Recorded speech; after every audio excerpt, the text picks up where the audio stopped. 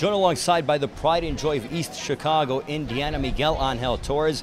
News just broke that Miguel will be fighting Charlie Valencia at WEC 51 September 30th in Broomfield, Colorado. Miguel, news just broke about you fighting Charlie Valencia. Your initial thoughts about fighting Valencia? Well, I'm just hearing about this from you, so sounds like a good fight. Charlie's tough. They tried finding other opponents. They didn't want to pick the fights up, so I think he's the only one that took the fight. I want to fight whoever's going to take me to get me back to a title shot. The last couple of fights were bad outings for me, so I'm looking back to get back on track. Do you feel that this fight against Valencia is on a 3-fight winning streak? What problems initially that you feel that he possesses to you, and also do you feel that it gets you back on the track of possibly getting your title back? Everybody's a tough fight at 135. Any weight class you got tough opponents. With the gloves that we wear, anything can happen. I'm not worried about it, man. I'm going to go out there. I'm going to train hard. I'm going to go out there and fight the way I used to fight before. I'm not going to try to go out there with a strategic game plan or a different strategy. I'm going to just go out there and do work. Physically, how are you feeling? I know that you had a very bad cut, one of the worst cuts in mixed martial arts history. How are you feeling physically? Is that right, baby? Yeah? She said it's all good. Don't talk about the cut no more.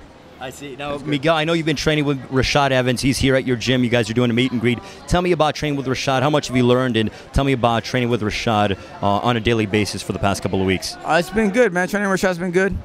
I've been working a lot, on my wrestling. I had a couple guys come out from Ohio State. I got Rashad here. Whenever you work with somebody that's really tough, it always raises your level of your game. So.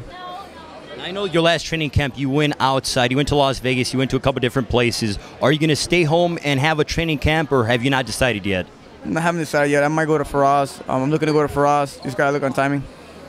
Now tell me, why the switch? I know you trained with a couple different guys last time, but why are you looking to go with Faraz Sahabi? Well, last time I was going to train, I was supposed to train with Delagrati, and it didn't work out too well. He had to pick up a different gig, and I got stuck training with out of my element, and the plan that I was going to work with didn't go through. So Faraz, I hooked up with him when I went to Montreal for the UFC. The gym was a good fit, and that's where I want to stay. Can you give me a prediction early on and tell me about the height advantage that you were going to have? You had a height advantage against Benavidez, but now you have an even bigger height advantage against Charlie Valencia, who stands only 5'3" tall. Height advantage don't mean shit, man. Everybody got elbows. My last fight, I had a lot of advantages I didn't take advantage of. I didn't use them to my advantage at all. So for me, I'm just looking to go out there and be aggressive, bring the fight at a real high and heavy pace, and knock my opponent out.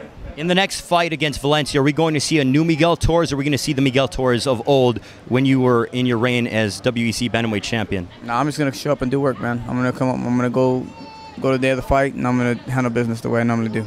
Miguel, really greatly appreciate the time. Enjoy the summer. We look forward to seeing you fight on September 30th in Broomfield, Colorado at WEC 51. For sure, man. Miguel Angel Torres, the pride and joy of East Chicago, Indiana, joining us.